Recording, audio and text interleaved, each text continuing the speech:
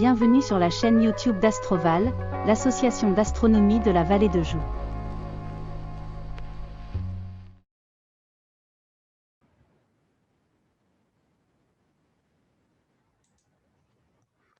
Voilà. Alors, aujourd'hui, qu'est-ce qu'on va faire par rapport à la dernière fois? La dernière fois, on avait parlé de vide et d'espace. Finalement, on était resté dans quelque chose d'assez général. Et on avait montré qu'en fait, le vide et l'espace, eh bien, c'était pas rien. C'était quelque chose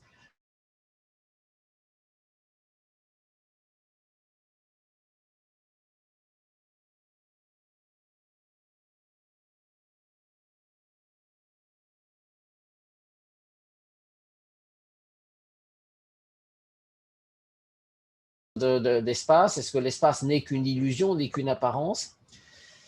Pour avancer sur cette question et tenter d'apporter non pas une réponse définitive, certainement pas, parce qu'on va certainement là aussi se tromper, mais au moins avancer un petit peu dans notre réflexion, il nous faut maintenant aborder le lien relationnel entre le vide et la matière. Pourquoi? Parce que nous sommes dans un monde de matière. Nous habitons sur une planète qui est la Terre. Autour de nous, il y a d'autres planètes que l'on voit et que l'on essaye même de coloniser petit à petit. Il y a des étoiles, le Soleil qui nous est fort utile parce que si on n'avait pas le Soleil, on serait tous gelés.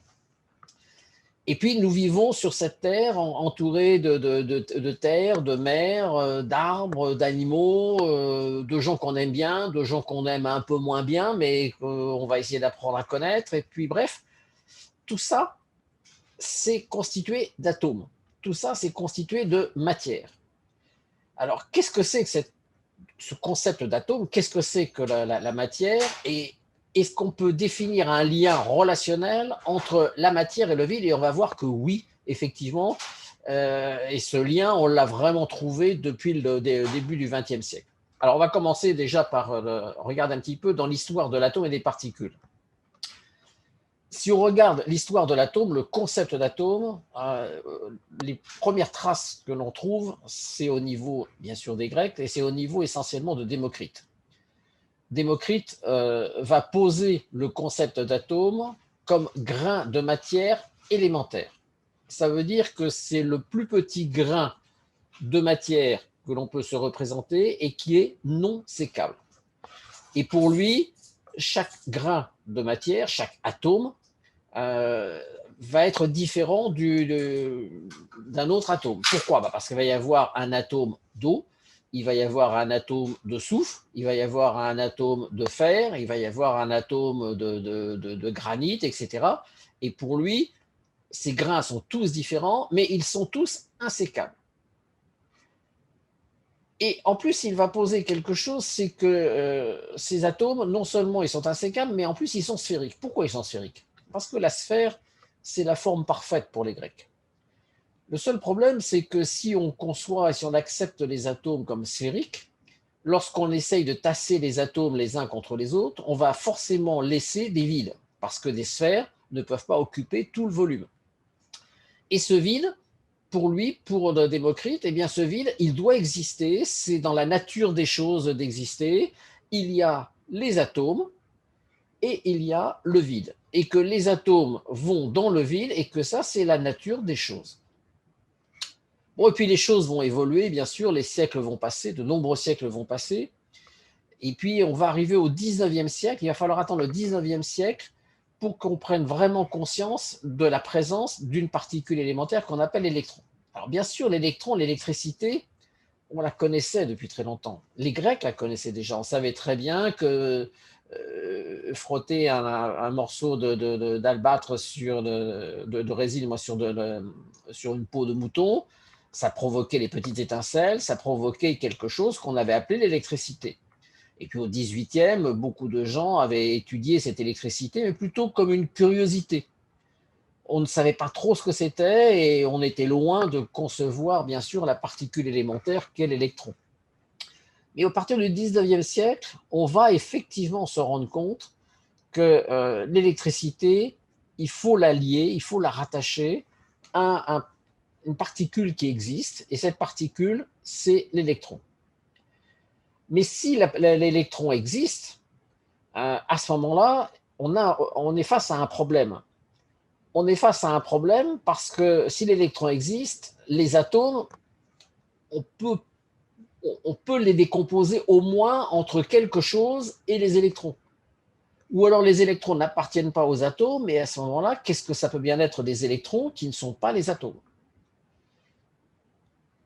Et puis la plupart des corps sont neutres. La plupart des corps, quand on les touche, ils ne font pas d'électricité, il n'y a pas d'arc électrique, il n'y a pas ce sentiment d'électrisation que l'on peut avoir avec les électrons. Donc la plupart des corps étant neutres, on est amené à penser, les scientifiques sont amenés à penser que les atomes sont neutres et que donc l'électron, il doit sortir de cet atome. Et s'il sort de cet atome, ça veut dire que Démocrite, il a tort. Il a tort parce que les atomes ne sont pas insécables. On peut déjà, au minimum, extraire des électrons des atomes.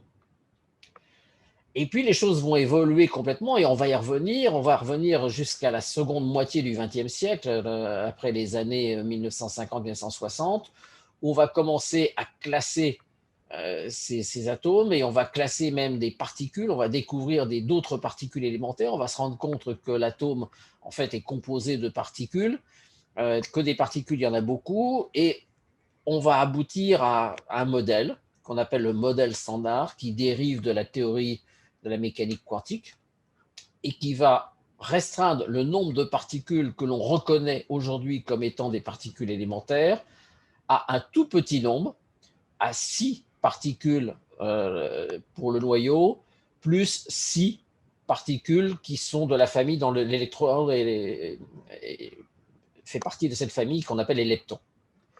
Bon, il y a d'autres particules supplémentaires après, il y a des gluons, etc. Mais peu importe, en gros, c'est 6 et 6. Ça, c'est l'état de la connaissance au jour d'aujourd'hui. Mais on va revenir à ça, on va revenir à ce mode de réflexion, ce mode d'évolution de pensée qui nous a conduit à ça. Parce que ce modèle standard, quand vous parlez à un scientifique du modèle standard, il vous dit oui, ça marche très bien. Puis si vous continuez à discuter un peu avec lui et vous êtes plutôt bien avec lui, que surtout il n'y a personne d'autre qui écoute, il va vous dire ouais, c'est bien, mais on n'est pas bien sûr que ça soit complètement la vérité. Et puis la conversation continuant, il va finir par vous dire ouais, non, on pense même qu'on s'est trompé parce que là, ça ne marche pas du tout. Il y a plein de trous dans la raquette, il y a plein de phénomènes qu'on n'arrive pas à expliquer. Et puis pourquoi y aurait-il 6 particules élémentaires pour le noyau et 6 pour les charges négatives comme les électrons? C'est un peu bizarre. Pourquoi ce chiffre de 6? Pourquoi 3 familles de 2? Et puis il y a des choses qu'on ne comprend pas, il y a des choses qui ne répondent pas au modèle standard. Ouais, on est peut-être à la limite du modèle. En un mot, c'est pas ça. Alors, reprenons un petit peu pour savoir comment on est arrivé à cette situation actuelle, qui va nous permettre de nous éclairer un petit peu sur ce lien justement entre matière et vide. Le premier modèle d'atome raisonnable, c'est le modèle d'atome dit de Thomson, qui date du tout début, de fin du 19e, début du 20e. Pour lui, puisqu'on savait que les électrons pouvaient être extraits de l'atome, il s'est dit, bien finalement, l'atome, c'est quoi? C'est une espèce de grosse charge positive, un peu comme une espèce de gâteau, dans lequel on va piquer des petites particules élémentaires qui sont les électrons, et ça va ressembler un peu à un pudding. Et dans ce pudding, les grains de raisin, c'est les électrons, et le reste du pudding, le gros du pudding, ce sont les charges positives. Alors, c'est une charge positive ou plusieurs charges positives, mais bref, ça fait une espèce d'une gelée cohérente. Seulement, si Thomson avait raison, il y a une conséquence à ça. Si les atomes sont compacts, ça veut dire qu'une assemblée d'atomes bien tassés les uns contre les autres, si on envoie des petits projectiles, comme des électrons ou d'autres particules, eh bien, elles ne vont pas traverser. Même s'il y a une seule rangée d'atomes, bien rangés les uns contre les autres, c'est un véritable bouclier. Donc, normalement, toutes les particules que l'on voit sur une plaque très fine d'atomes, eh bien, ça devrait être réfléchi ou absorbé, mais ça ne devrait pas traverser. Seulement une expérience comme ça, faire une expérience en envoyant des particules sur une feuille tellement fine qu'on considère qu'elle est d'une épaisseur proche de celle d'un atome, c'est très difficile à faire. En fait, cette expérience, on va pouvoir commencer à la faire au début du XXe siècle, en fait en 1911, et c'est Rutherford qui va faire cette expérience. Rutherford va utiliser une feuille d'or. Vous savez ou vous ne savez peut-être pas que l'or, c'est le métal le plus malléable qui soit. On peut arriver à faire des feuilles d'or qui représentent en épaisseur pas loin d'un atome. Un petit peu plus qu'un atome en moyenne statistique, mais en gros, on peut prendre avec une bonne approximation qu'il n'y a qu'un seul atome sur l'épaisseur les plus fines que l'on puisse faire avec de l'or. Et puis, il va envoyer dessus un rayonnement alpha. Pourquoi un rayonnement alpha? Parce que on sait le produire assez facilement. Le problème, c'est qu'on ne sait pas ce qu'il est, ce rayon alpha. Ce qui montre bien que des scientifiques peuvent utiliser des choses qu'ils ne connaissent pas pour essayer de valider une théorie qui semble acceptable. Donc on prend des risques, et le scientifique prenait des risques en utilisant finalement un rayonnement alpha dont on sait simplement que c'était un rayonnement chargé électriquement, mais pas plus que ça. Et Rutherford, en faisant cette expérience, a la surprise, c'est vraiment une grande surprise pour lui, de constater que l'essentiel des particules traverse la feuille d'or. En fait, c'est pas loin de 95% des particules traversent. Mais par contre, sont légèrement déviées. Mais traversent la feuille d'or. Et une toute petite partie, une infime partie, est réfléchie. Le simple résultat de la traversée de la feuille d'or va invalider automatiquement le modèle de Thomson. L'atome ne peut pas être compact. Pour que des particules comme le rayonnement alpha traversent, il faut nécessairement que ça soit plein de vide à l'intérieur de l'atome. Donc le modèle de pudding de l'atome de Thomson ne marche pas. Donc il est rejeté. Comment expliquer l'atome? On va expliquer l'atome en disant que puisqu'il n'y a que très petit nombre de particules qui sont réfléchies, en fait l'atome c'est comme un système solaire avec une étoile en son centre qui est le noyau, et ce noyau il est suffisamment petit pour que très peu de particules arrivent à taper juste dessus pour être réfléchies, et que tout le reste, ce sont des électrons qui tournent autour, un peu comme des satellites, comme des planètes qui tournent autour du Soleil, et que ça, c'est plein de vide, et que par conséquent, des corps lancés à toute vitesse qui arrivent sur cet atome ont beaucoup plus de chances de le traverser que d'être réfléchis. Et on va donc arriver à un modèle de ce type-là, c'est-à-dire qu'avec un noyau central, et une zone autour de ce noyau qui est une zone dite électronique, mais qui est en fait pleine de vide parce qu'il y a quelques électrons. Pour l'atome d'or, je ne sais plus combien il y a d'électrons, mais enfin il y en a une quarantaine, c'est pas énorme, qui tournent à des distances grandes par rapport au noyau. Et il va calculer même, par rapport au nombre de particules qui ont été réfléchies, la taille probable de ce noyau. Et il va arriver à une taille du noyau par rapport à la taille de l'atome qui est environ entre 10 et 100 000 fois plus petite. Autrement dit, il y a 100 000 fois plus de vide dans le noyau, enfin dans l'atome, que ce que le pensait Thomson. Donc l'atome, c'est essentiellement du vide. Et il va arriver à un modèle que j'ai représenté ici, avec le nuage d'électrons tournant autour de ce noyau. Le problème, c'est que ce modèle imaginé par Rutherford, il va tout de suite être contesté. Pourquoi va-t-il être contesté? Parce que quand on excite des atomes, alors des atomes, je ne sais pas, pas forcément d'or, mais de fer, par exemple, de calcium ou d'autres matériaux, lorsqu'on les excite, lorsqu'on les chauffe, par exemple, ces atomes vont émettre, par effet de rayonnement, vont émettre un rayonnement lumineux de raies. Ce n'est pas un rayonnement continu, ce sont des raies bien particulières. Pourquoi? Eh bien parce qu'on pense que c'est les électrons qui changent d'énergie, mais ils changent d'énergie de façon identique pour tous les électrons, et il y a un certain nombre de raies bien particulières. Ce n'est pas un rayonnement continu. Or, si on prend des électrons qui gravitent comme ça librement autour du noyau, On ne peut pas expliquer un rayonnement par ray.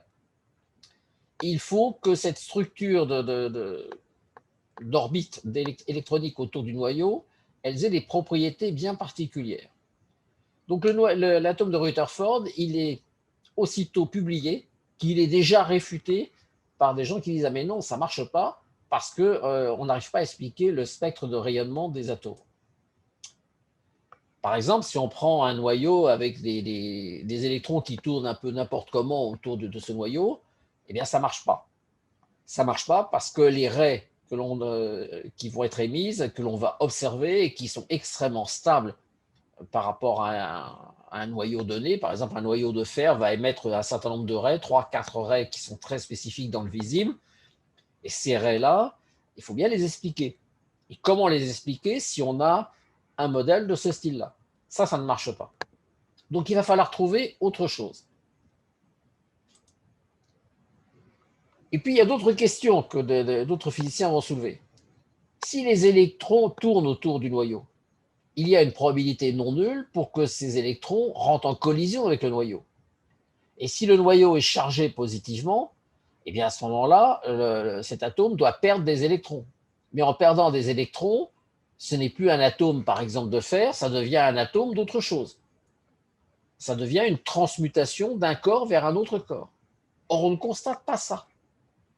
On constate bien, au début du XXe siècle, avec les études faites par Curie, qu'un certain nombre de corps, en se désintégrant par radiation, par radioactivité, vont changer de nature.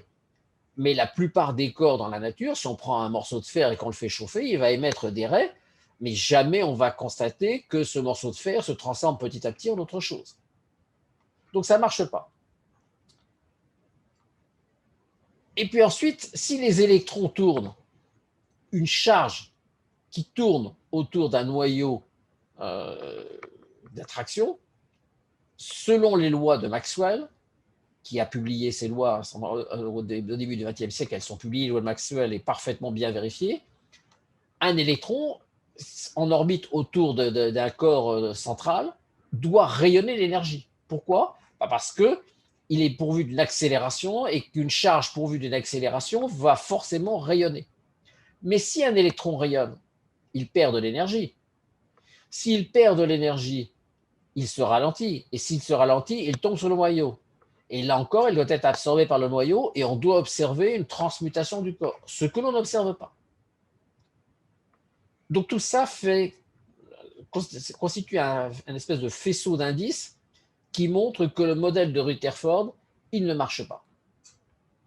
Il ne marche pas et pourtant, les particules traversent bien les atomes.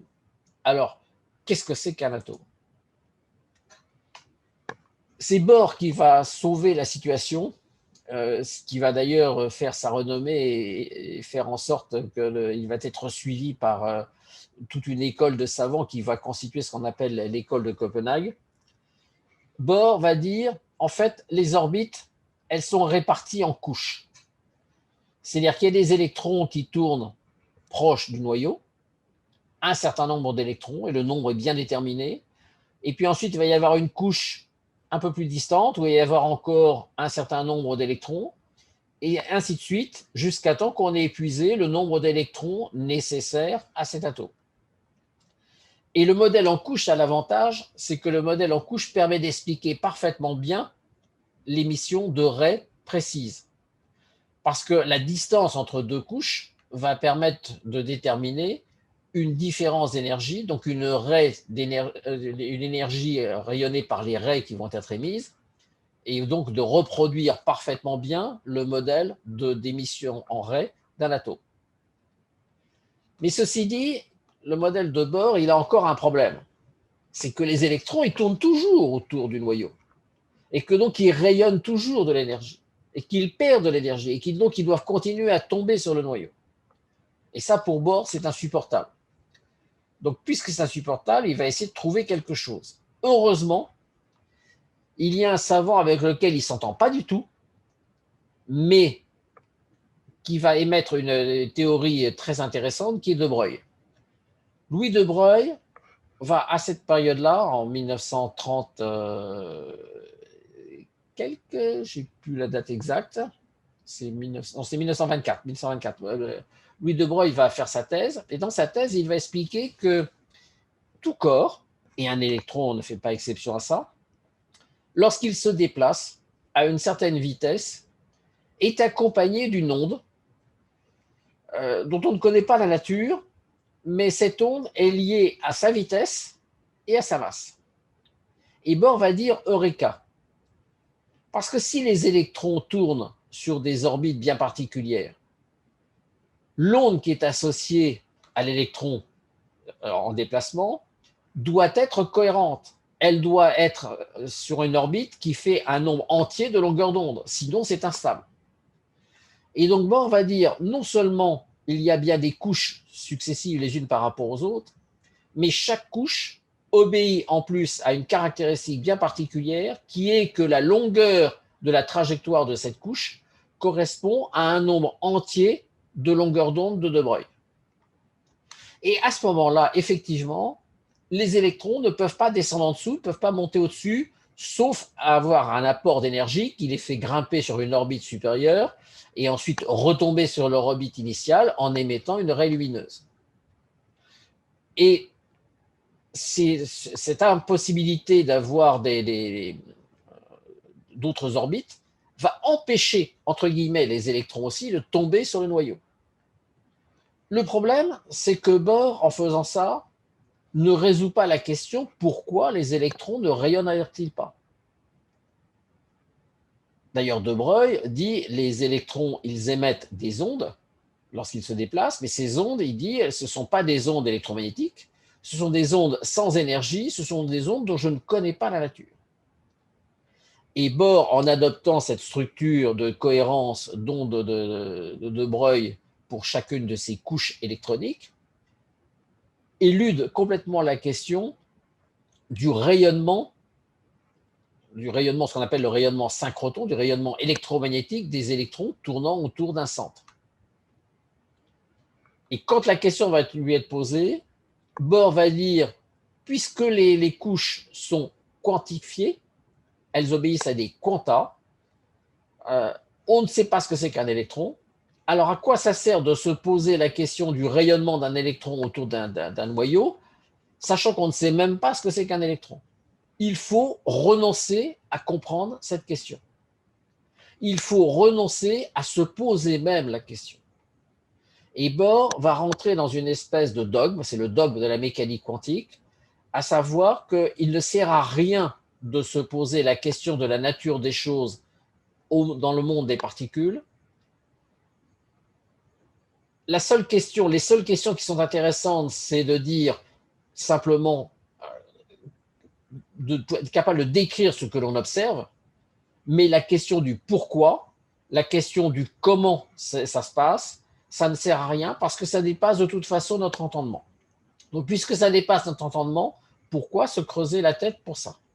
Alors qu'il est beaucoup plus passionnant d'essayer de voir, de comprendre ce qui se passe réellement, de comprendre les raies, d'être capable de prédire ces raies, d'être capable de prédire un certain nombre de choses et en fait de construire un monde de technologie.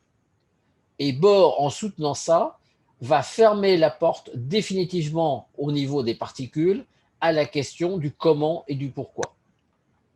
Et on est encore sous cette contrainte dogmatique, à tel point que moi je me souviens quand j'avais resuivi le master de physique, c'était en 2013-2014, il y avait un cours de mécanique quantique qui me passionnait, et quand on avait parlé de ça, j'avais posé la question en disant, mais attendez, vous dites que les électrons ne rayonnent pas.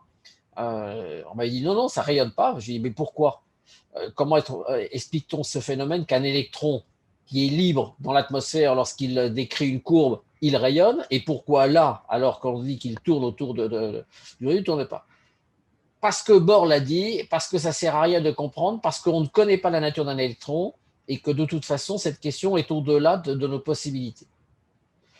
Et en fait, c'est une position intenable, mais pour la rendre tenable, Bohr et surtout Schrödinger vont adopter un modèle atomique très particulier qui va éviter toutes ces questions.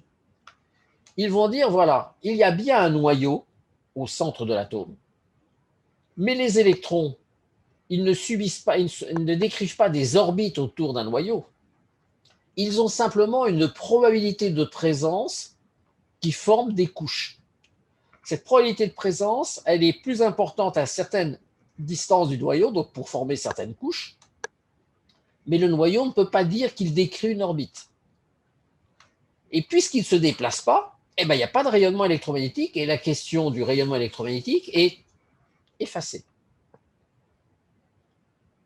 Alors on va lui dire, bien sûr, mais qu'est-ce que c'est qu'une densité de probabilité? Eh ben, il va dire, c'est simple, c'est qu'un électron, c'est la matière, mais un électron, on va le décrire en termes de mécanique quantique comme une onde, un champ, ce qu'on appelle plutôt un champ. Ce n'est pas une onde, ce sera vraiment un champ.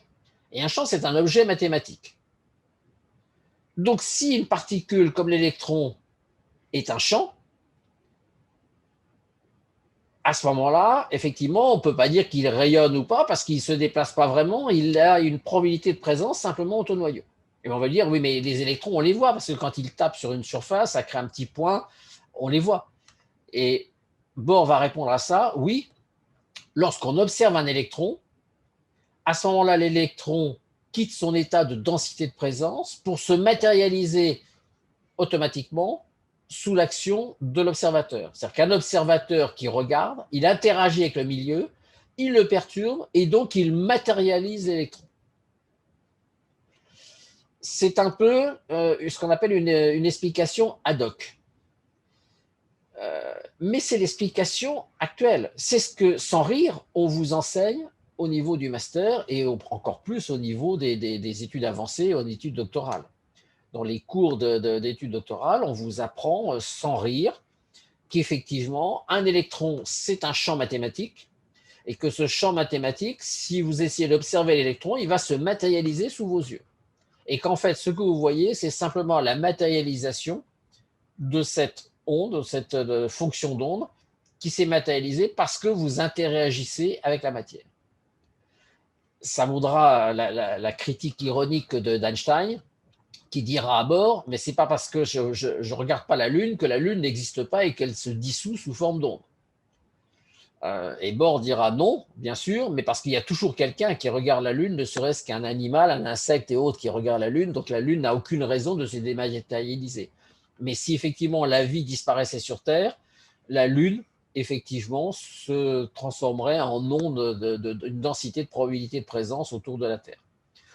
Bon, comme personne ne peut le vérifier, effectivement, ça coupe court à toute discussion, mais c'est assez étrange. Et c'est surtout assez étrange de penser qu'on pense toujours de cette façon-là. Ce qui montre bien qu'une théorie scientifique, lorsqu'on la pousse vraiment dans ses retranchements, en général, on arrive souvent à une espèce de mur d'incompréhension, à un mur. Et si on veut le franchir, ce mur, il faut renoncer à certaines hypothèses conceptuelles. Et là, on est vraiment dans ce cas-là. Mais on va y revenir un peu plus tard. Donc le modèle actuellement, c'est un noyau et une densité de probabilité électronique autour du noyau. Et donc, si les électrons sont ce qu'on appelle en mécanique quantique uniquement délocalisés, c'est-à-dire qu'ils ne sont plus matérialisés, ils ne sont plus que des ondes, et par conséquent, il n'y a plus de problème effectivement de rayonnement, et à ce moment-là, le modèle atomique de Bohr marche très bien.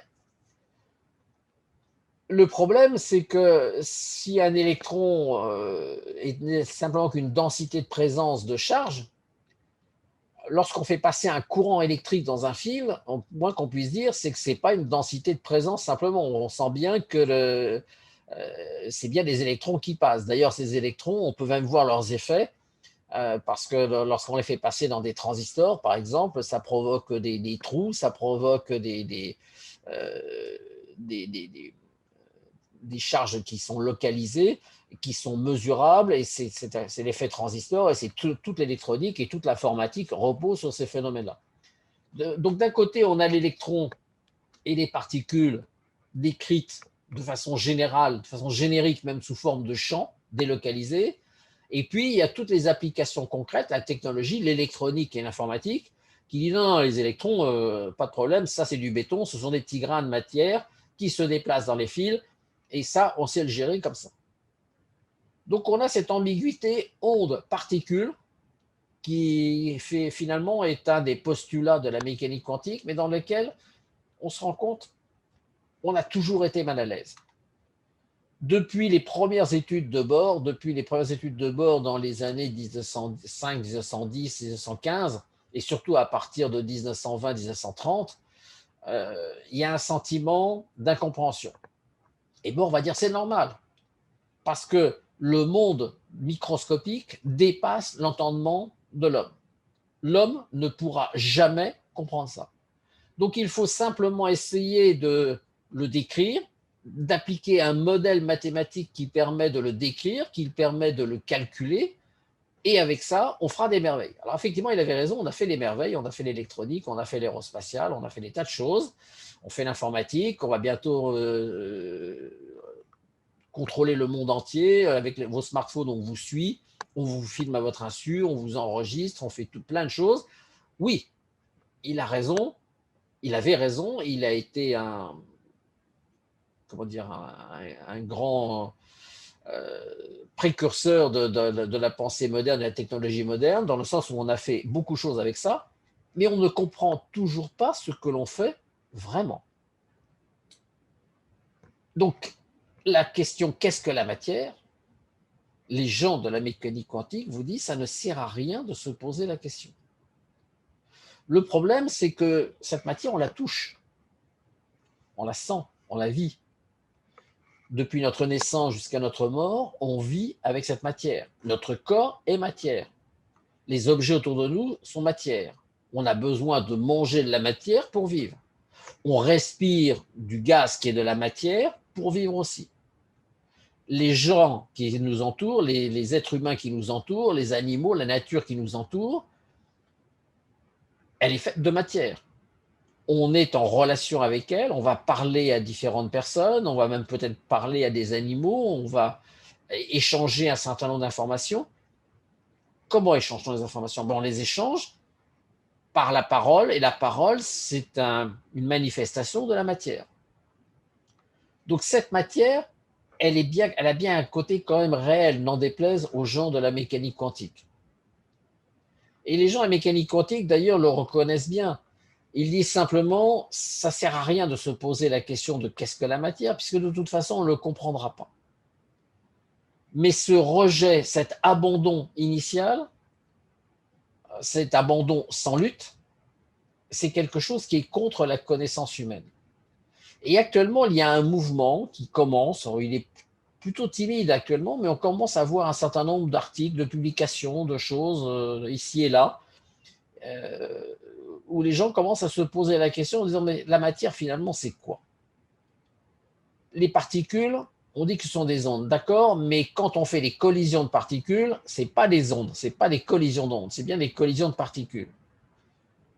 Or, pour comprendre ce qui se passe vraiment, ça serait quand même bien si on pouvait donner un commencement d'explication à qu'est-ce que la matière. Donc effectivement, cette question commence à devenir assez prégnante et elle commence à monter à la surface des préoccupations actuelles. Alors finalement, qu'est-ce que c'est qu'une particule? Est-ce qu'elles sont réelles? Si on croit les gens de la mécanique quantique, elles sont à la fois ondes et particules. Elles sont à la fois locales, parce qu'une particule, on peut la repérer, on peut mesurer sa localisation, et en même temps non locale, puisque une particule étant une onde par définition, c'est non local, c'est présent partout. Donc une particule serait capable d'être locale et non locale. On va y revenir.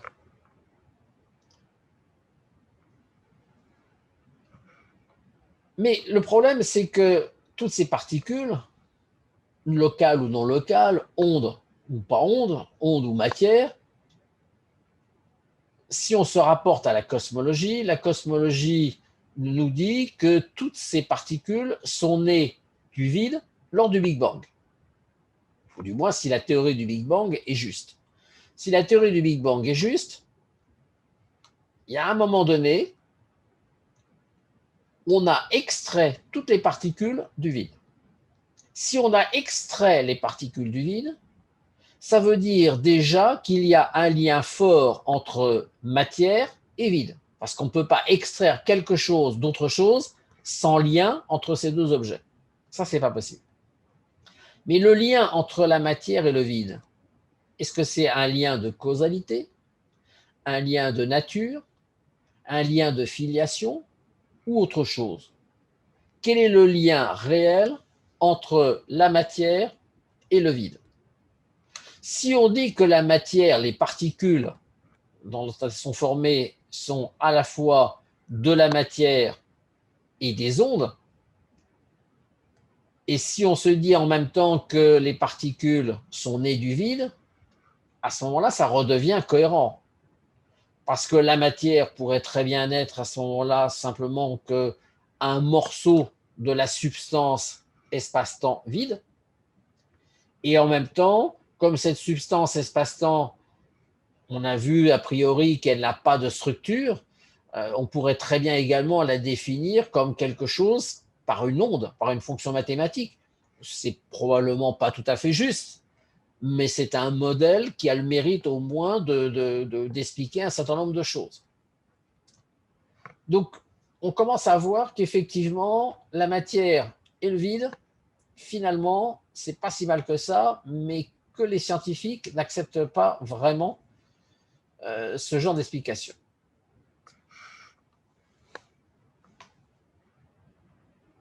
Alors, effectivement, si on s'amuse, enfin, si on s'amuse, c'est pas de l'amusement d'ailleurs, c'est très compliqué à faire. Si on mesure, on essaie de mesurer le diamètre des particules. On a essayé, il n'y a pas si longtemps que ça, au début du 21e siècle, dans les années 2005-2010, on a essayé de mesurer le diamètre des protons. Pourquoi le proton? Parce que c'est une particule qui est abondante, parce que pratiquement tous les atomes contiennent des protons.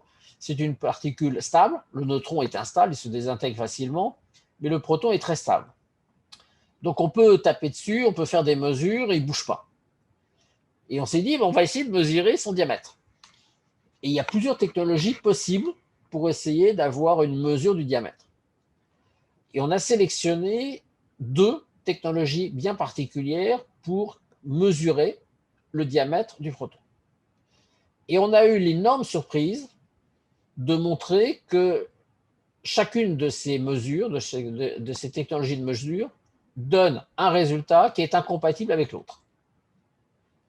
C'est-à-dire que selon la méthode de mesure utilisée, on n'obtient pas le même résultat.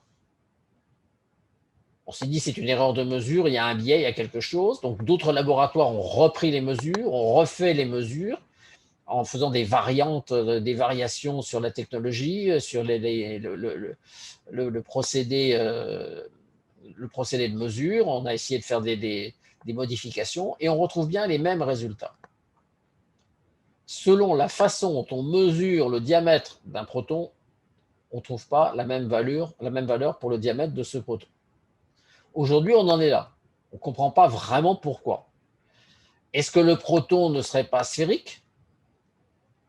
Et à ce moment-là, ça pourrait expliquer qu'effectivement, ce que l'on pense être comme le diamètre, ça serait probablement simplement la longueur, la plus petite longueur ou la plus grande longueur du proton. Si le proton ressemblait à un haricot, par exemple, effectivement, ça serait un peu différent, ça pourrait permettre ça.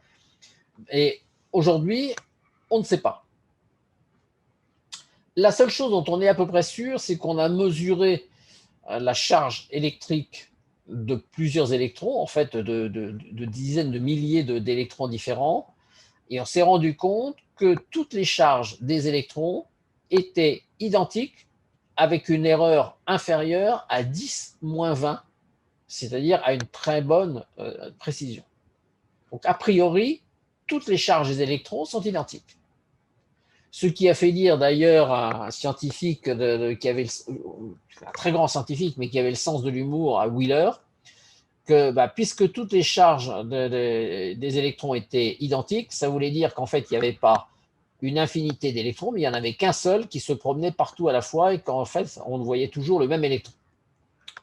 Bon, c'est une affirmation à la Wheeler, c'est une plaisanterie à la Wheeler, qui a le mérite d'être intéressante, mais improuvable, parce que les théories de Wheeler, en général, sont improuvables. On ne peut pas prouver le contraire, on ne peut pas prouver qu'elles sont vraies, mais on ne peut pas prouver qu'elles sont fausses non plus. Donc mais bon, c'est une idée comme une autre. Il n'en reste pas moins qu'au jour d'aujourd'hui, même encore maintenant en 2022, on ne sait toujours pas ce que c'est que la matière et on n'a aucune idée de ce que c'est qu'une charge électrique. Mais absolument aucune idée. La matière, gros point d'interrogation, on ne sait pas. Et la charge électrique, alors on sait encore moins. On sait encore moins, pourquoi? Parce qu'un certain nombre de personnes ont publié, à partir de 2016-2017, ont publié des articles pour dire la matière, on a une idée. La matière, ce serait simplement de l'espace-temps qui tournerait sur lui-même dans un volume très petit. C'est une espèce de tourbillon d'espace-temps, de vie d'espace-temps, qui tournerait dans un petit volume. Et ça serait la matière. Bon, pourquoi pas? Pour l'instant, c'est invérifiable, mais pourquoi pas? Mais à ce moment-là, la question prégnante suivante, c'est bien sûr, mais à ce moment-là, qu'est-ce que c'est que la charge électrique? Là, apparemment, tout le monde manque d'imagination parce que la charge électrique, personne ne sait ce que c'est. Alors, imaginez-vous qu'on ne sait pas ce que c'est qu'une charge électrique, mais que néanmoins, on construit des centrales électriques, on construit des ordinateurs, on construit des smartphones, on parle d'intelligence artificielle, on parle d'ordinateurs quantiques qui utilisent des électrons et des charges, bien sûr. On utilise plein de domaines différents, dans pratiquement presque tous les domaines actuels de la technologie. On utilise des électrons alors qu'on ne sait absolument pas ce qu'ils sont. Donc on construit des choses, c'est un peu l'apprenti sorcier, on construit des tas d'objets, des tas de choses toujours plus performantes, toujours plus sophistiquées les uns que les autres, sans comprendre la matière première de cette technologie. Ce qui est quand même très surprenant. L'homme est vraiment un animal surprenant.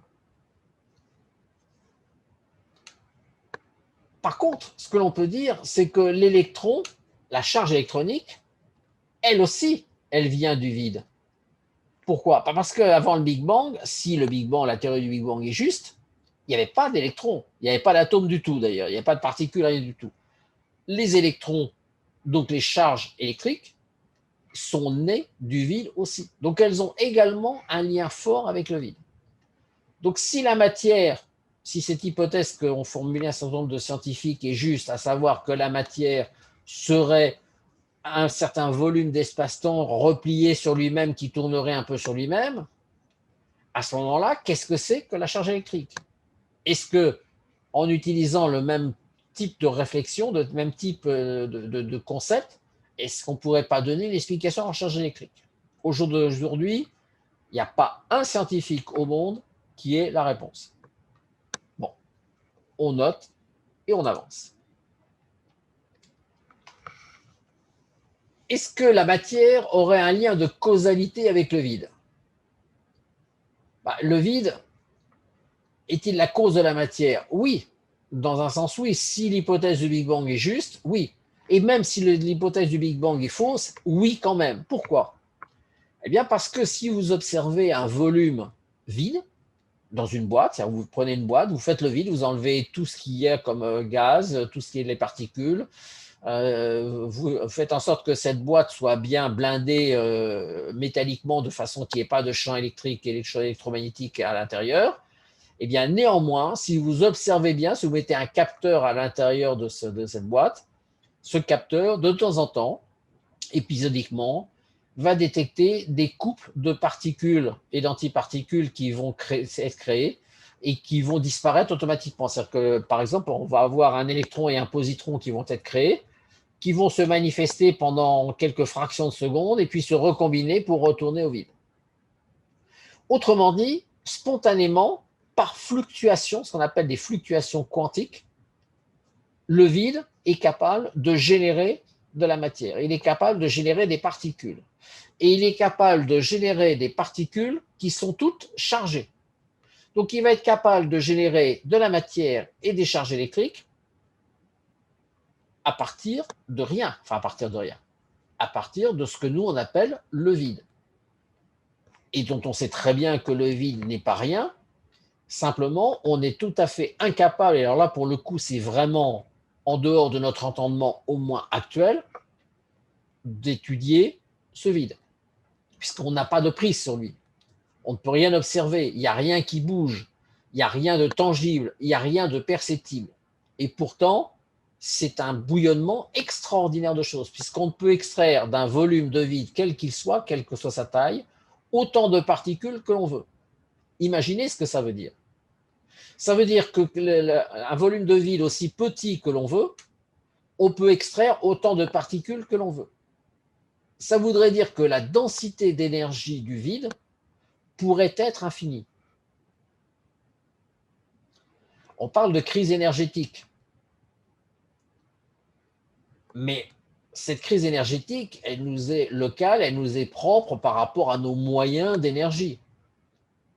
Mais on est à côté, on est dedans, on est dans un milieu, on baigne dans un milieu qui entoure les atomes, les particules dans lesquelles on vit, on évolue, le vide, qui regorge une densité d'énergie probablement infinie. Donc à la fois, on manque d'énergie et en même temps, on baigne dans de l'énergie quasi pure et quasi infinie. C'est un contraste assez saisissant. Alors, certains n'ont pas hésité à dire, et les gens de la mécanique quantique n'hésitent pas à le dire, que la matière ne pourrait être qu'un état transitoire du vide, une simple illusion. Et ça les ramène à la notion de matière qui est en fait une onde, en disant que c'est simplement parce qu'on essaie de l'observer, de faire des mesures dessus, qu'on a l'apparence de matière, mais qu'en fait, ce n'est que du vide. Pour un spécialiste de la mécanique quantique, la matière n'est que du vide. Tout n'est qu'illusion. Nous vivons dans un monde d'illusion totale. La matière n'existe pas, l'espace-temps n'existe pas, le vide n'existe pas. En fait, il y a quelque chose, il y a une substance originelle qui existe, dont on ne sait même pas si elle a une dimension, elle n'a probablement pas de masse, elle a rien, elle n'a aucun des attributs que l'on attribue au monde dans lequel on vit. Et tout ce que l'on voit, tout ce que l'on perçoit, tout notre environnement ne serait-ce qu'une énorme illusion.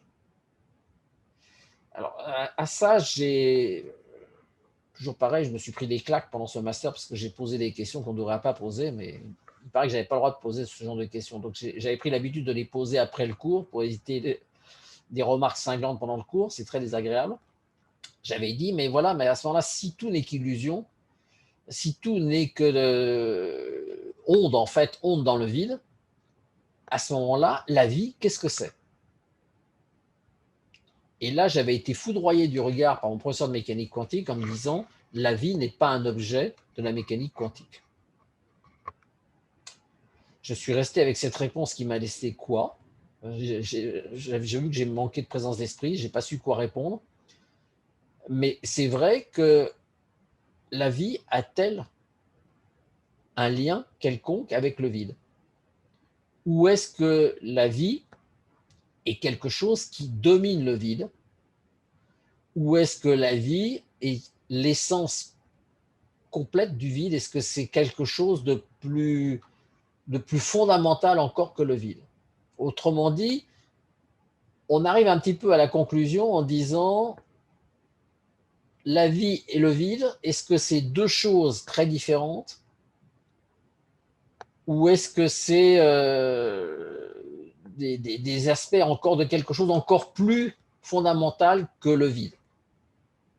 Là, je vous laisse répondre parce que chacun a sa propre réponse. Donc, puis il ne faut pas. C'est de la métaphysique pure et là, nous sortons complètement de cadre de cette conférence. Donc, je continue.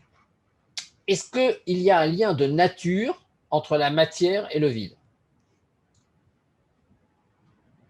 Si le vide est bien la cause de la matière, c'est forcément la nature de la matière et la nature du vide doivent avoir quelque chose de commun.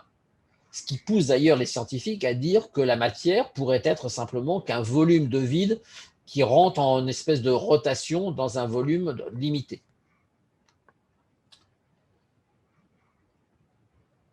Mais à ce moment-là, si matière, charge, onde, etc. ne sont qu'une même grandeur, ne sont qu'une seule grandeur que l'on va appeler vide pour la commodité de la chose, mais auquel il faudrait trouver un autre nom, à ce moment-là, ça veut dire que tout ce qui est, tout ce qui vit, tout ce qui ne vit plus reste. Ça veut dire à ce moment-là qu'il n'y a plus de notion de temps qui passe, il n'y a plus de naissance, il n'y a plus de vie et de mort, il n'y a plus que ce qui est. Et ça pose un énorme problème pour la physique, parce que ça veut dire que la physique, à ce moment-là, peut se passer du temps. Mais on va y revenir.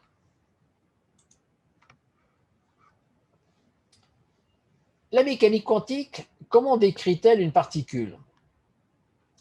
Elle la décrit en tant qu'onde et particule, cette onde se manifestant dans un certain nombre de phénomènes ou de mesures, et l'aspect particulaire va se manifester dans d'autres mesures, d'autres objets, d'autres conditions. Par exemple, on va dire que la matière se comporte comme une onde lorsqu'on essaie de créer des interférences à partir de jets de matière. Si vous prenez un jet d'électrons que vous envoyez sur une plaque métallique dans laquelle vous avez fait deux petites fentes proches l'une de l'autre, les électrons vont se comporter comme des ondes, puisque à la sortie, de l'autre côté, sur un écran de l'autre côté de cette plaque métallique, vous allez pouvoir observer une répartition des électrons sous forme d'interférences, exactement comme les interférences lumineuses.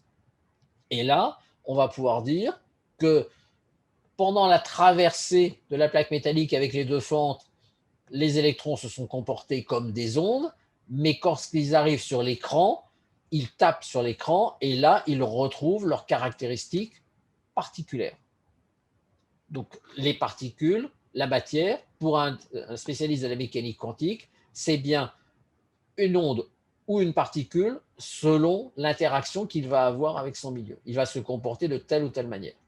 Et en fait, les gens de la mécanique quantique vont dire, en fait, une particule, ça n'existe pas, une onde, ça n'existe pas, la matière, ce n'est ni onde ni particule, c'est quelque chose d'autre qu'on n'est pas capable de concevoir, qui est ni onde ni particule, mais qui donne l'aspect d'une onde ou l'aspect d'une particule selon le phénomène observé. Donc on va l'expliquer sous forme d'onde ou on va l'expliquer sous forme de particule, mais nos explications sont tout à fait limitées et limitées simplement à l'objet de la mesure ou à l'objet du phénomène que l'on observe. C'est tout. Mais simplement, il faut reconnaître que la nature profonde de la matière, on n'en a aucune idée et que ça restera de toute façon en dehors de notre entendement. Ça, c'est la position de la mécanique quantique.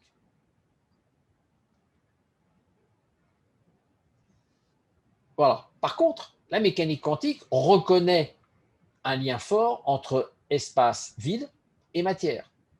Parce que la mécanique quantique, dans son modèle standard, et dans même la théorie de la mécanique quantique pure, va définir les interactions avec le vide, va définir la façon dont effectivement on peut extraire des couples de particules et d'antiparticules du vide.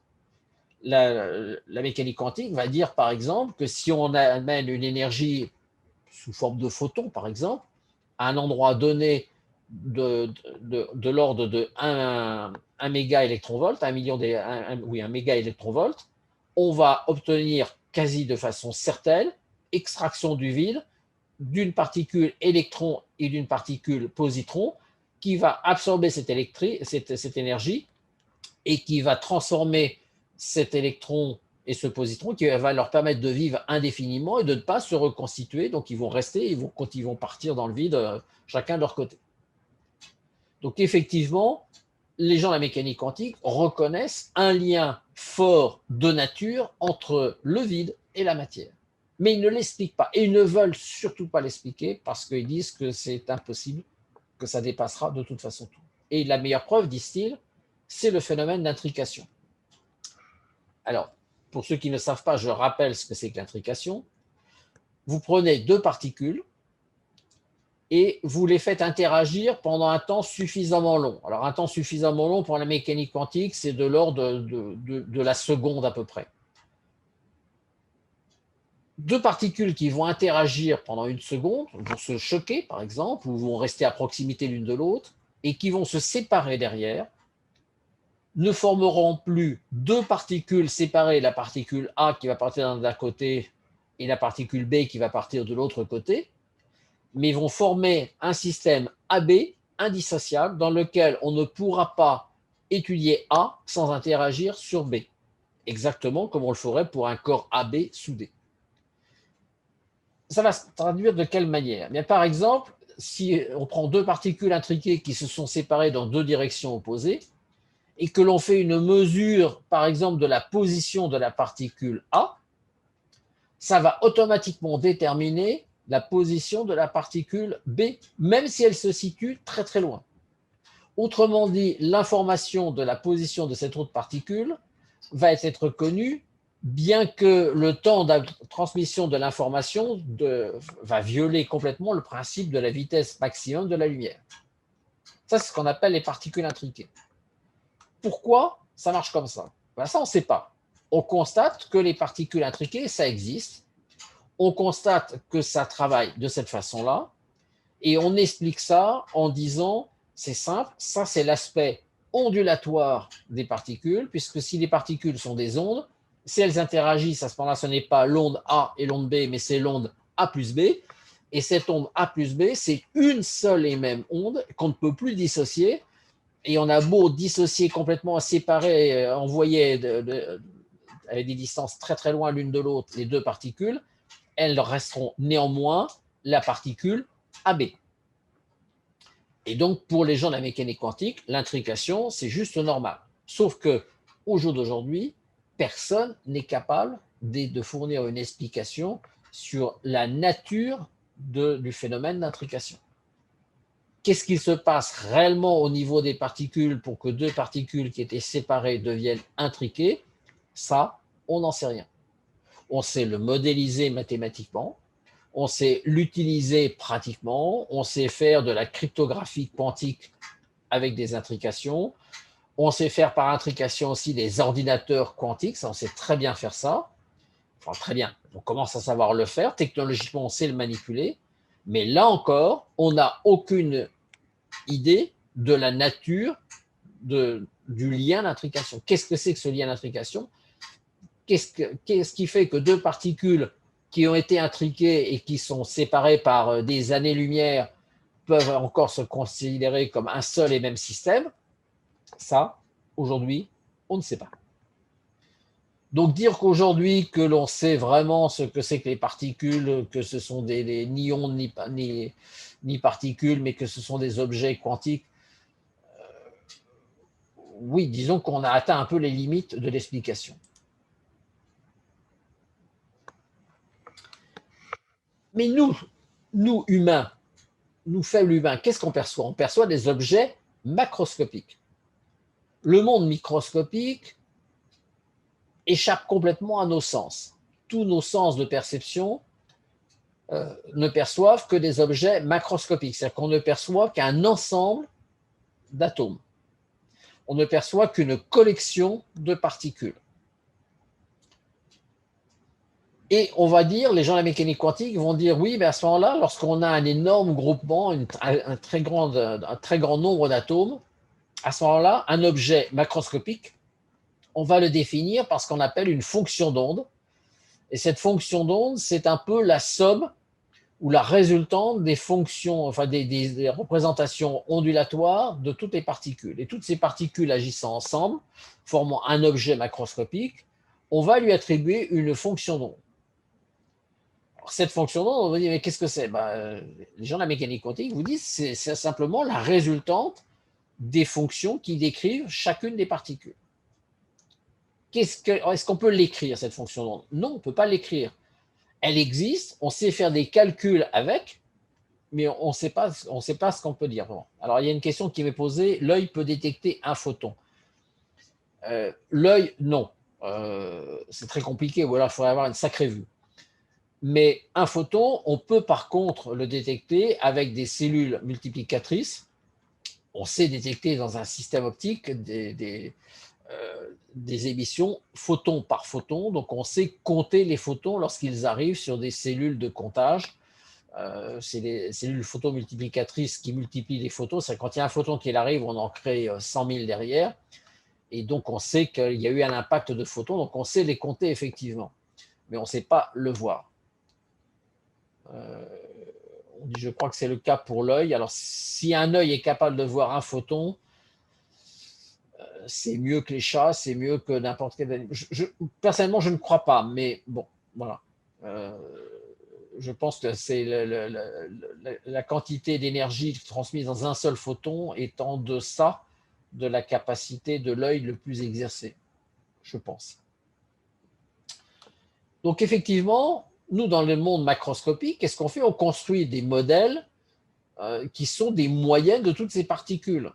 Et toute la mécanique de Newton, même la mécanique d'Einstein, ne sont simplement que des approximations qui peuvent s'appliquer à ces corps, à ces objets massifs que sont des objets macroscopiques, des objets de la vie courante, voire même des planètes ou des étoiles pour des très gros objets. Donc ça, on n'est plus du tout dans ce même monde-là, on est dans un monde d'approximation globalisante. Donc toutes les théories de Newton, la mécanique de Newton ou même la mécanique relativiste d'Einstein ne sont que des approximations applicables au monde macroscopique. Alors il n'en est pas moins que la relativité restreinte est applicable et a été acceptée complètement par les gens de la mécanique quantique. Parce que les problèmes de référentiel, de temps, de mesure de temps, etc., ou de contraction apparente des distances, ne nécessitent pas que les objets soient macroscopiques. Ils peuvent être microscopiques, ça ne change rien. Une particule qui se déplace dans l'espace ou un vaisseau spatial qui se déplace dans l'espace, c'est la même chose. Pour la physique relativiste, c'est la même chose. Donc la relativité, elle va s'appliquer également pour le monde de l'infiniment petit. Parce qu'effectivement, ça ne change rien. Et que cette particule soit une onde ou une particule, le modèle d'Einstein s'appliquera quand même. Il suffira simplement de considérer, dans l'explication que l'on cherche à promouvoir, que la particule est un objet matériel, et donc il y a une particule, et à ce moment-là, la mécanique relativiste va s'appliquer sans problème. Mais attention, ce ne sont que des constructions mentales. Notre interprétation de tous les modèles que l'on fait actuellement en mécanique quantique, en relativité ou dans d'autres théories, repose sur une construction psychique qui nous limite, mais qui peut également nous conduire sur de fausses pistes. Par exemple, nous sommes abusés, ce que je vous ai mis ici, par les concepts classiques de matière et de masse. Pourquoi? Parce que la masse, on a tendance à dire que la masse, c'est la matière. Quand vous prenez, quand vous achetez au marché un kilo de pommes, vous savez très bien, pour vous, c'est immédiat. Vous prenez une pomme dans la main, vous savez qu'elle a une certaine masse. Vous ne concevez même pas que une pomme puisse avoir une quantité de matière sans masse. C'est pas possible. Personne d'entre vous, ni moi, ni vous, n'allons considérer qu'une pomme, c'est une quantité de matière et qui a une masse aussi, et cette masse, c'est quelque chose de différent de la matière. Et pourtant, masse et matière sont différents. Je voudrais vous rappeler quelque chose que disent les gens de la mécanique quantique et des cosmologistes à propos du Big Bang, en disant qu'au départ, la matière était extraite du vide. La matière, pas la masse. Au départ, les particules issues de la matière, issues du vide, c'était de la matière sans masse. Et que par une transition du vide, le vide interagissant avec la matière lui a attribué une grandeur de masse. Or, on sait depuis Einstein que la masse, c'est de l'énergie stockée. C'est E égale mc2.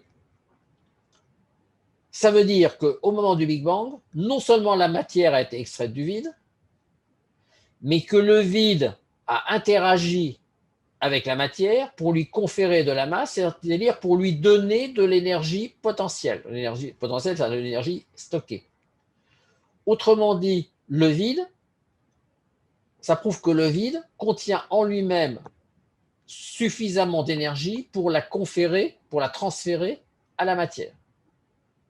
Ce qui rejoint un peu notre idée de dire que finalement, dans le vide, ce ne serait pas impossible qu'il y ait une infinité d'énergie. Mais la masse, ce n'est, selon les modèles les plus perfectionnés actuellement, qu'une interaction de la matière avec le vide, c'est-à-dire transfert de l'énergie du vide à la matière. Alors certains physiciens ont dit oui, mais alors à ce moment-là, si on reprend l'explication de certains de nos confrères, quoi la matière ne serait simplement que du vide qui serait mis en rotation dans un volume donné, dans un volume limité, à ce moment-là, la notion de masse pourrait être de dire que non seulement cette substance vide est en mouvement dans un petit volume, mais qu'en plus, ce mouvement, il est ordonné. Si le mouvement est chaotique, on peut dire à ce moment-là, c'est de la matière, il n'y a pas de masse particulière. Mais si le mouvement devient ordonné, à ce moment-là, on pourrait très bien dire le passage d'un mouvement chaotique dans un volume donné du vide à un mouvement ordonné, ça pourrait être la caractéristique de masse. Ce qui montrerait bien à ce moment-là que la matière, la masse, tout ça, ce n'est que du vide, que la substance vide mise en mouvement. Alors, bon, ça, ce sont des élucubrations de savants d'avant-garde, mais ce sont les idées qui tournent actuellement. Alors, effectivement, si on remonte au grec, le concept de matière, j'ai bien dit matière, pas masse, a énormément évolué. Si on prend simplement depuis les Grecs jusqu'à Kant, déjà, le saut est énorme. Par exemple, pour Aristote, la matière, c'est l'un des deux principes constitutifs avec son corrélat, la forme, de toute substance singulière, sensible, sujette au changement, c'est-à-dire à la corruption. Pour Descartes, elle est opposée à l'esprit ou à la pensée. Autrement dit, la matière, pour Descartes, c'est inerte, ce n'est pas l'esprit. Et elle est conçue comme une substance. Elle est ce qui constitue la réalité physique extérieure et est identifiée à l'étendue. Elle occupe tout l'espace qui ne contient aucun vide. Tout se meut par contact selon les lois de la mécanique. Oui, pour Descartes, Descartes n'acceptait pas que le vide absolu existe. Pour lui, les corps, ils avaient bien une apparence limitée dans volume, mais en fait, ils continuaient à s'étendre pour rentrer en contact avec tous les autres corps à côté, ce qui lui permettait d'expliquer toutes les actions à distance. Pour Spinoza, la matière, elle a le statut d'un des attributs infinis de Dieu. Là, on prend quelque chose d'autre, c'est-à-dire que si on attribue à la matière un des attributs infinis de Dieu et exprime comme la pensée l'unique substance divine. Spinoza pensait que de toute façon, tout était la même chose. Donc il n'était pas loin des gens de la mécanique quantique en disant finalement vide, matière, champ, onde, tout ça c'est à peu près la même chose. Il n'était pas si loin que ça. Il avait une certaine forme de modernité assez extraordinaire, Spinoza. Pour Leibniz, la matière n'est ni l'étendue cartésienne, ni une composition agrégative d'atomes, mais plutôt une pluralité de substances monadiques qui expriment l'harmonie de l'univers créé par Dieu. C'est suffisamment clair, je vous laisse réfléchir à la question et dire si vous êtes d'accord ou pas. Et quant à Kant, Kant, pour lui, elle s'oppose à la forme, elle est l'élément sensible qui affecte notre esprit. C'est vrai, mais ça manque un petit peu de contenu. Pour Kant, je trouve que le Kant a fait des choses un peu mieux que ça, et là, c'est un peu dommage qu'il se soit arrêté à ce niveau-là. Donc voilà, donc déjà, entre les Grecs et Kant, il s'est passé quand même quelques siècles. Déjà, on se rend bien compte que la matière soulevait d'énormes questions. Celui qui est le plus proche de la pensée moderne, c'est Spinoza, très clairement. Alors, on ne parle plus d'infini de Dieu parce que les scientifiques maintenant se veulent absolument agnostiques, bien que quand vous prenez tous les scientifiques séparés, pris les uns à côté des autres, séparés dans une pièce dont ils sont sûrs de ne pas être entendus par leurs collègues, etc., ils vous reconnaissent tous que finalement, Einstein a peut-être raison, il y a peut-être un boss au-dessus qui a tout créé. Mais bon. Mais c'est vrai que de dire que le tout est une seule chose, en fait, que tout est une seule substance, c'est une idée qui a beaucoup travaillé les grands penseurs depuis l'Antiquité, mais on n'en est toujours pas sorti. On n'a toujours pas tranché la question. La masse. Pour Galilée et Newton, c'est celle qui est soumise à la gravitation.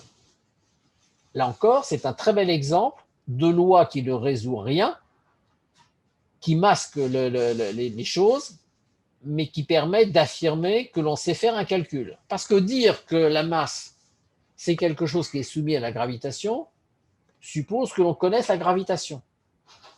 Mais la gravitation, c'est une interaction à distance, qui pour Galilée comme Newton ne s'expliquait pas. Donc dire que, dans la bouche de Newton, que la masse, c'est quelque chose qui est soumis à la gravitation, c'est une non-réponse.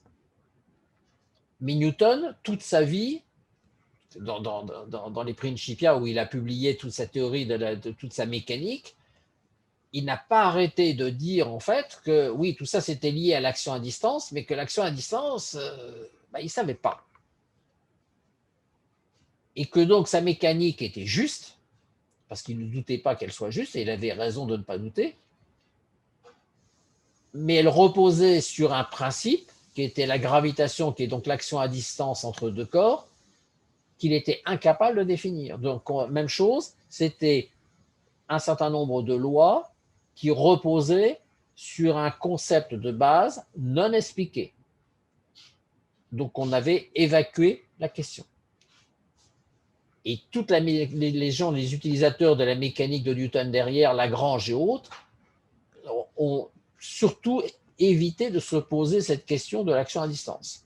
Et il va falloir attendre après Einstein pour qu'Einstein se pose la question de l'action à distance en disant en fait il n'y a pas d'action à distance, il y a simplement position par rapport à un espace-temps, une surface d'espace-temps qui est éventuellement déformée, qui est courbée et qui permet d'expliquer simplement par gain d'énergie potentielle ou perte d'énergie potentielle, les mouvements d'un corps par rapport à un autre. Mais c'est aussi la notion de masse inertielle. La notion de masse inertielle est une notion très difficile en fait. Il a fallu attendre le 19e avec Eötvös pour vérifier que les masses inertielles et les masses pesantes étaient en fait la même chose. C'est-à-dire qu'entre P égale mg et F égale m gamma, il y avait identité entre les deux masses. C'est-à-dire que la masse soumise à la pesanteur, à la gravitation, et la masse soumise à une accélération, c'est-à-dire qu'avec une accélération qui est celle que quand vous êtes dans votre voiture, par exemple, vous accélérez, vous êtes cloué dans votre siège par une force égale à celle qui est soumise à la voiture, eh bien, cette identité entre ces deux masses n'était pas évidente. C'était tellement peu évident qu'en 2013 et en 2014, un des satellites qui a été envoyé, Gravity B, une de ses missions, ça a été de vérifier encore l'égalité entre la masse pesante et la masse inertielle. Même jusqu'à maintenant, on n'est encore pas tout à fait sûr de ce que l'on dit. Autrement dit, vérifier que la masse pesante et la masse inertielle, c'est la même, on l'a vérifié avec les précisions qui étaient vraiment très, très, très grandes. Ça a conforté la théorie d'Einstein, mais jusqu'à quand? Jusqu'à aujourd'hui, on doute encore que cette explication soit la bonne. Pourquoi? Parce qu'Einstein a dit que la force inertielle, c'était en fait une force de friction, une force d'opposition du vide à tout mouvement accéléré. Mais quand on a dit ça, on dit implicitement que le vide s'oppose à toute accélération. Pourquoi? Pourquoi le vide s'opposerait-il à une accélération? Et là, on ne sait pas répondre. Ni Newton, ni Einstein, ni la mécanique quantique, Bohr et les autres, personne ne sait répondre à ça. Or, c'est ce que l'on constate tous les jours. Est-ce qu'on l'a encore mesuré avec le satellite Gravity Bay en 2013 et 2014? Pendant 2 ans, en 2013 et 2014, on a fait des mesures ultra précises pour s'assurer que masse pesante et masse inertielle étaient bien les mêmes. Donc oui, donc la masse inertielle, c'est bien effectivement une opposition du vide à une accélération, donc à un changement de vitesse d'un corps. Mais pourquoi le vide se comporte-t-il comme ça? Ça, on ne sait pas répondre. Et comme on ne sait pas répondre et qu'on n'a pas la moindre explication à ça, on préfère que cette question ne soit pas posée. Et si vous regardez tous les cours, y compris les cours avancés enseignés à l'université, aussi bien en Europe, en Allemagne, aux États-Unis, en Angleterre et ailleurs, en Chine, je ne sais pas parce que je ne connais pas les programmes chinois, mais je suppose que c'est pareil. On évite surtout de poser la question de savoir pourquoi le vide se comporte comme ça. Ça, vous ne le verrez nulle part. C'est interdit. On n'enseigne pas cette question. Si un jour un étudiant pose la question, il se prend 2 claques et une mauvaise note éventuellement, en lui disant que ça, quand il sera plus grand, quand il aura sa situation, il pourra éventuellement travailler sur la question. Mais pour l'instant, c'est non. C'est vraiment comme ça. Donc effectivement, ça fait partie d'une des limites, d'une des nombreuses limites atteintes qu'on peut toucher du doigt sur le paradigme actuel des connaissances en physique.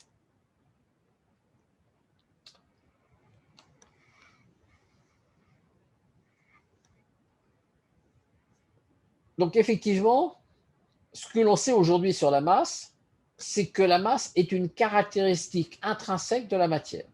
Ce n'est qu'une propriété de la matière. Et ce n'est qu'une propriété de la matière par rapport au vide. Quand Einstein a écrit son équation qu'il a rendue mondialement célèbre, E égale mc2, il a écrit simplement que la caractéristique massique de la matière, c'était de l'énergie potentielle. Potentielle parce qu'a priori, cette énergie, elle reste dans la matière, sauf en cas d'explosion nucléaire, elle ne bouge pas, elle reste dans la matière. Donc, c'est une énergie potentielle, stockée. Mais elle est là. Et cette énergie, elle est bien donnée par le vide. Quand j'ai mis à la fin d'où provient cette énergie, eh bien, cette énergie, elle provient de l'origine de la masse. Alors, comment est expliquée l'origine de la masse? L'origine de la masse, elle est créée par ce qu'on appelle l'interaction avec le vide, ce qu'on appelle le boson de Higgs, ou le champ de Higgs, comme vous voulez, c'est de son inventeur, qui est une caractéristique inventée pour le vide, modélisée pour le vide, pour expliquer la masse. Parce que si on prend la mécanique quantique standard, la mécanique quantique standard dit et affirme que toutes les particules n'ont pas de masse.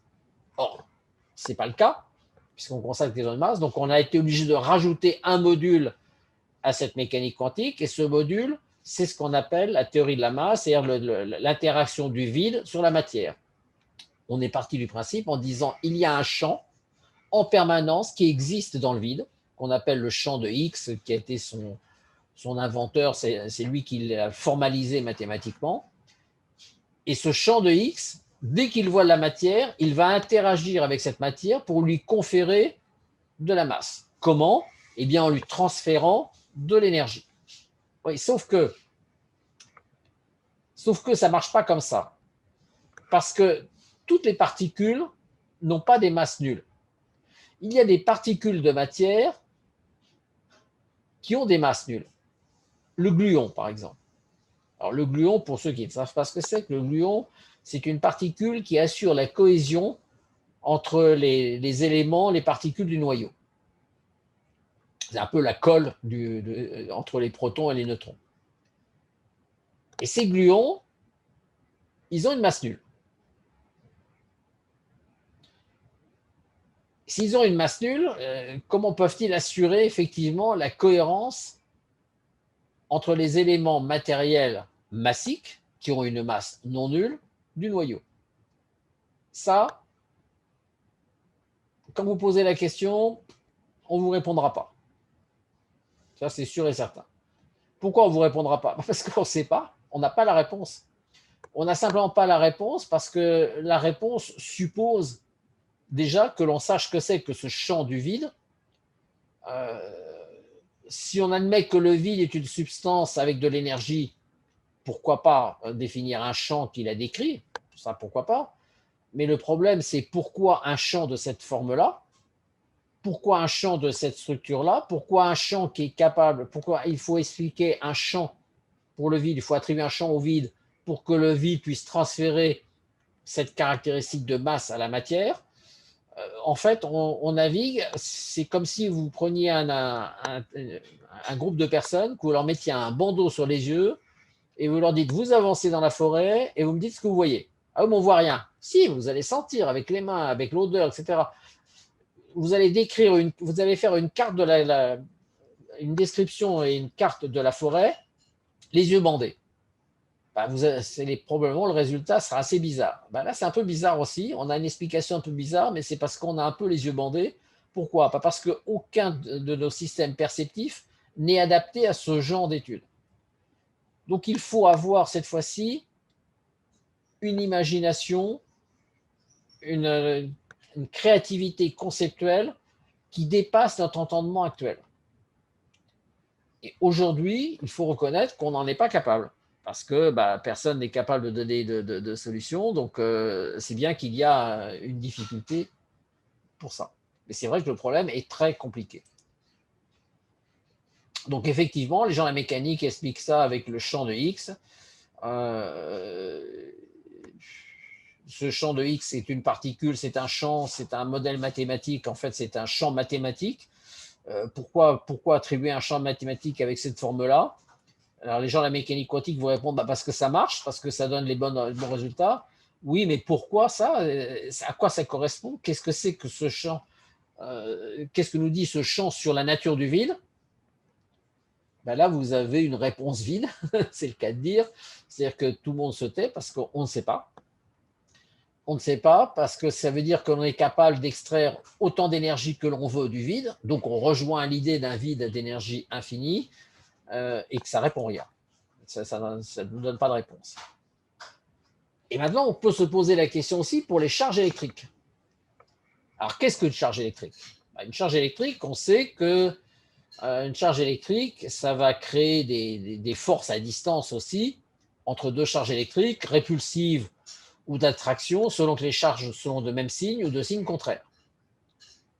Attention, on vient de prononcer un gros mot, action à distance. Action à distance, ça on sait qu'avec la masse, avec la gravitation, avec la théorie de la relativité d'Einstein, que des actions à distance, il faut un médiateur. Or, pour le champ électrique, on n'a pas de médiateur. Pour la gravitation, on a la déformation de l'espace-temps, de la trame de l'espace-temps. Mais pour la charge électrique, on n'a pas de déformation de l'espace-temps, ou du moins pas que l'on connaisse. Et pourtant, on a des actions à distance.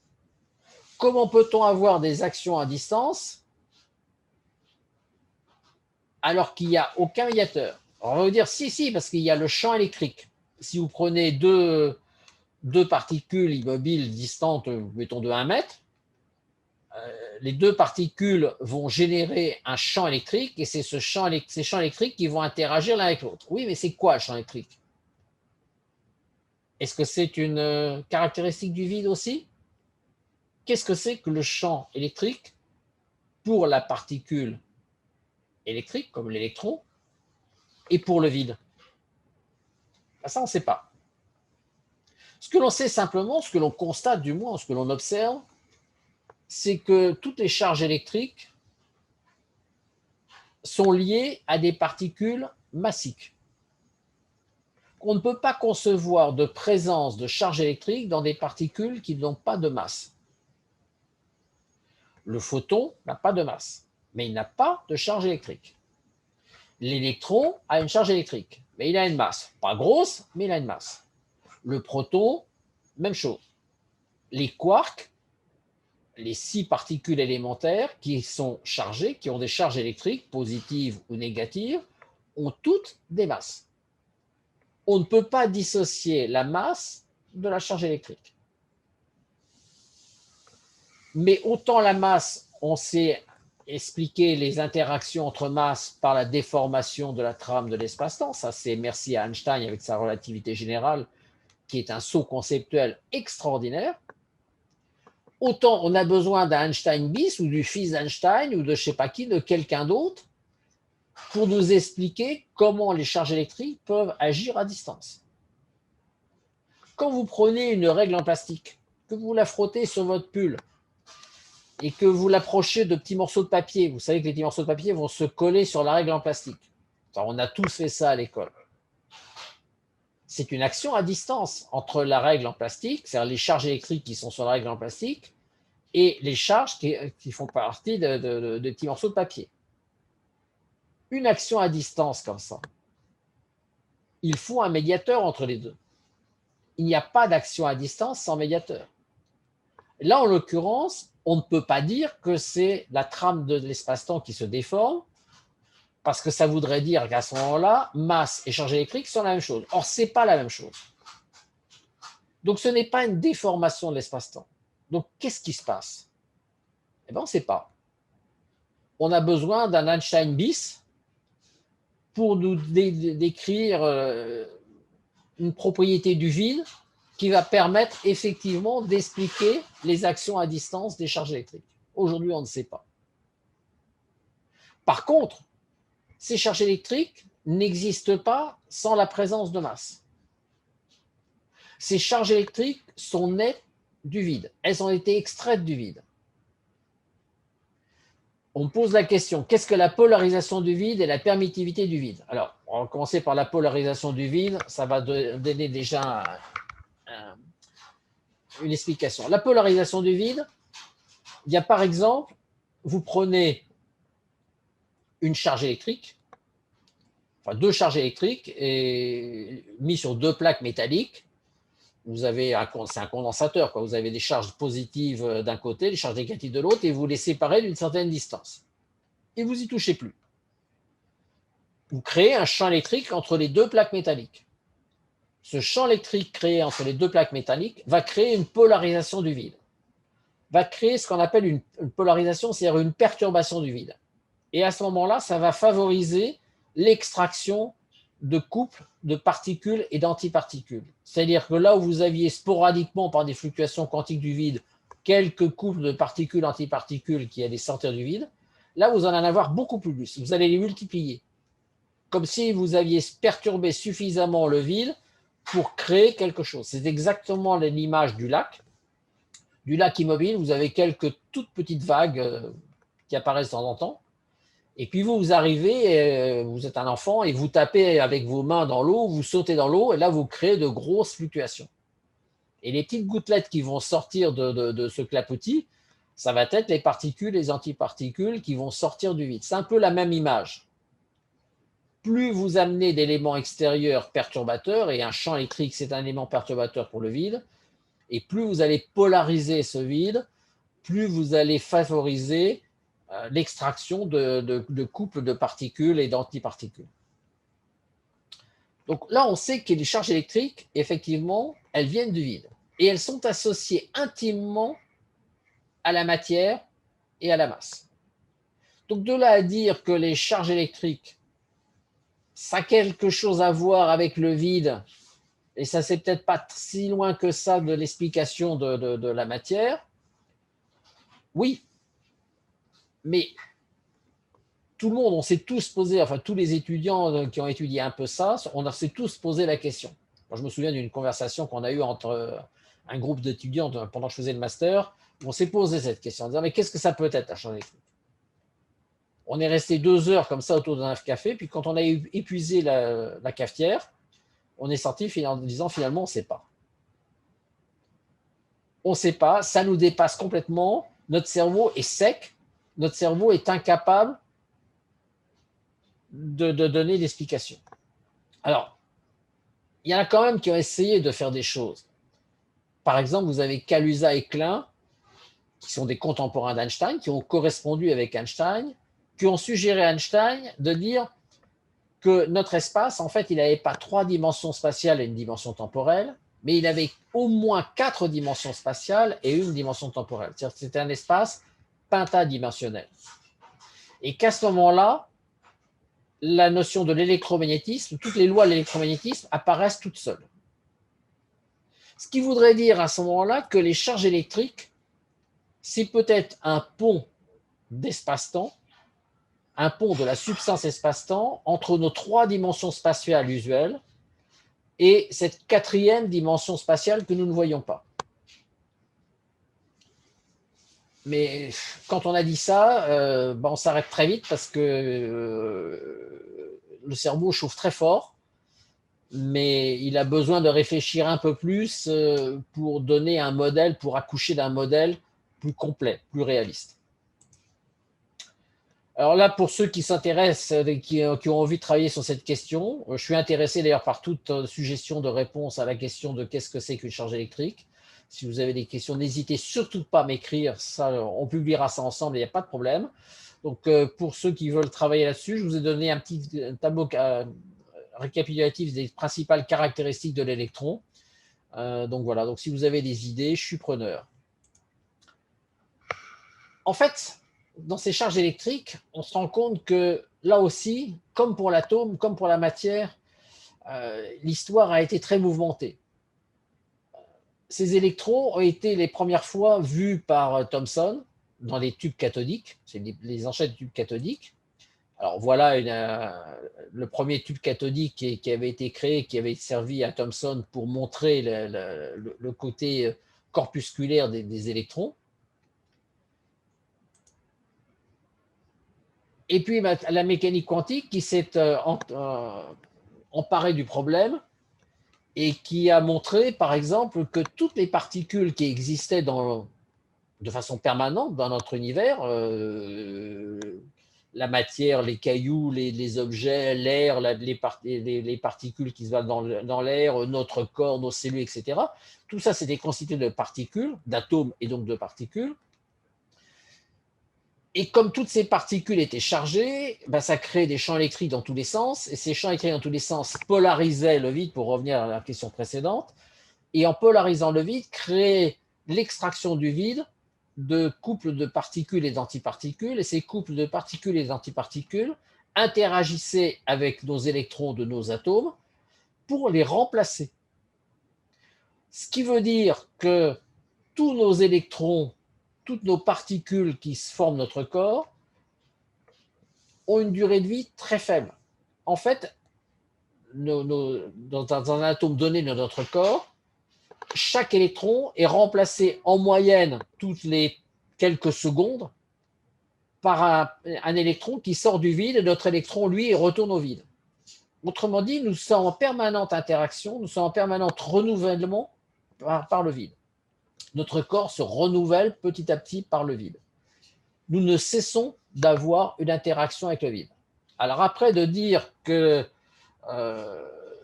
comme l'a dit par exemple Jung, j'ai lu très récemment un livre de Jung, disant que en fait, l'inconscient collectif, c'était le vide. Bon, je lui laisse la paternité et la responsabilité de de cette théorie, mais effectivement, quand on voit ça, on peut dire, bah oui, pourquoi pas, mais bon, après, on quitte la physique pour le domaine de la psychologie, c'est autre chose. Mais c'est vrai que toutes les particules de notre corps, de notre vie, sont renouvelées plusieurs fois à l'identique par des particules nouvelles qui sont extraites du vide. Et d'ailleurs, on a fait l'expérience. On voulait être sûr de ça, donc cette expérience a été faite. Comment elle a été faite? Eh bien, on est parti avec un canon électron. Alors, pour ceux qui connaissent les anciens tubes de télévision, vous avez un canon électron, c'est-à-dire que vous avez une électrode qui est chauffée très fort, un petit bout de métal qui est chauffé très fort, et des électrons sont éjectés de ce morceau de métal, et puis ensuite, ils sont accélérés par des électrodes qui créent un champ électrique qui vont accélérer les électrons. Et les électrons sont accélérés et vont s'envoyer derrière pour taper sur un écran et créer un petit point lumineux. Mais là, on a perfectionné l'expérience, c'est-à-dire que pendant le temps de vol des électrons, on les envoyait avec un rythme assez faible pour pouvoir les compter et mesurer leurs caractéristiques. Et en particulier, on essayait de voir à tout moment la position de l'électron, de mesurer sa vitesse et de mesurer sa charge électrique. Et autant on arrivait bien à mesurer la position de l'électron, de chaque électron, on mesurait la vitesse de l'électron, il n'y avait pas de problème. Mais pour la charge, on a eu la surprise de montrer que la charge était plus faible que celle d'un électron. On ne trouvait pas la bonne valeur. Alors qu'on sait très bien que si on mesure des charges d'électrons d'un grand nombre d'électrons, on trouve toujours la même valeur de la charge. Et là, on ne trouvait pas la même valeur.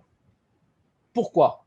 Parce que chaque électron qui se transportait depuis la cathode vers le tube, vers l'écran, était entouré d'un nuage de couples de particules et d'antiparticules qui masquaient, qui faisaient une espèce d'écrantage par rapport à la charge de l'électron, ce qui fait qu'on ne mesurait pas ça.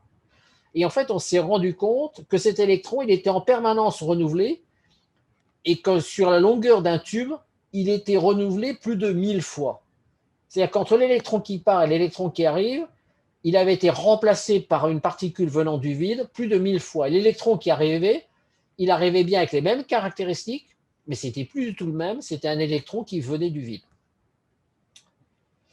Bon, c'est une jolie expérience qui laisse beaucoup de questions ouvertes, mais c'est des questions qui dépassent largement le cadre de la physique et qui donc a été publiée telle quelle, sans aucun commentaire.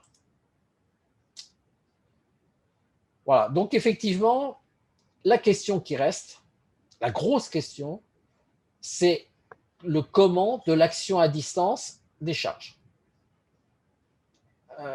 Est-ce qu'on peut se limiter à l'explication du champ électrique? Non, parce que dire que c'est le champ électrique qui permet ça, qu'est-ce que c'est qu'un champ électrique à ce moment-là? Qu'est-ce que c'est? Quelle est la nature du champ électrique? Quelle est la relation entre le champ électrique et le vide? On sait que pour la gravitation, c'est la déformation de la trame de l'espace-temps par la présence d'une masse. Ça, Einstein l'a bien montré. Pour la charge électrique, qu'est-ce qui se déforme à ce moment-là sous la présence de la charge électrique pour créer cette action à distance? Là, on n'en a aucune idée. Ce qui n'empêche pas de faire des tas de calculs en électricité, ce qui permet de monter des machines électroniques, ce qui permet de faire tout ce que l'on veut, sans comprendre simplement comment ça marche réellement.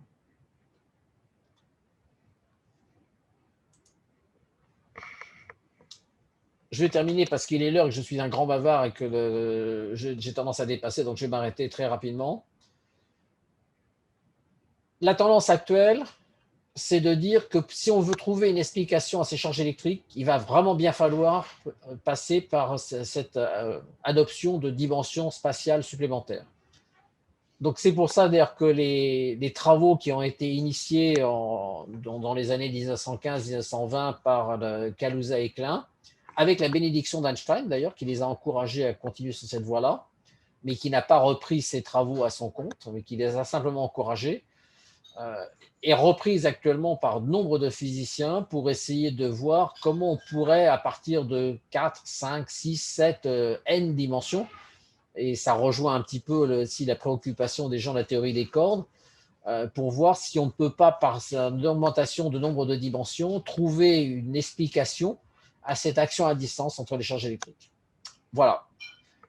Je m'arrête là pour aujourd'hui. Il me manque 2-3 transparents que vous aurez dès que je vous les aurai transmis. Mais l'essentiel a été dit et on termine sur un constat d'impuissance, c'est normal. On arrivera à une conclusion qu'au mois de juin, donc d'ici là, portez-vous bien. On se retrouvera encore une fois en distanciel début février et après, promis, je reviens en salle. Voilà, très bonne journée à tout le monde.